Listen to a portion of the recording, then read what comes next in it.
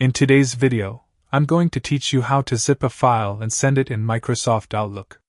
By the end, you'll know how to create a compressed file on Windows or Mac and attach it to an email for faster, organized sending.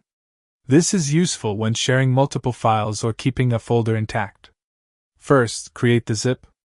On Windows, locate the file or folder, right-click, hover over Send To, and choose Compressed, Zipped, folder. A new .zip is created in the same location, named after the original item. Rename if needed. To compress multiple files, select them all before right-clicking. Compression reduces size depending on file type. Documents shrink well, media less so.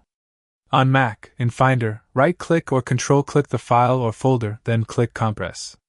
macOS creates a .zip in the same folder, usually named archive.zip or after the item. Rename it if desired. For multiple items, select them together before compressing.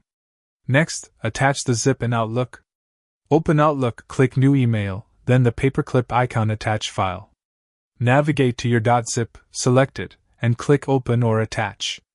Wait for the upload to finish, especially if large. After attaching, add Recipients, write a clear subject, and a brief message describing the zip contents so recipients know what to expect.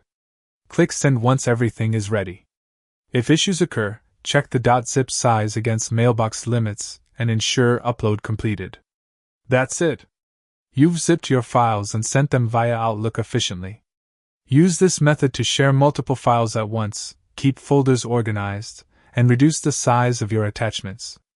This workflow works on Windows and Mac, making it versatile for different systems. Following these steps ensures attachments are complete, recipients know what they contain, and your emails stay professional and organized.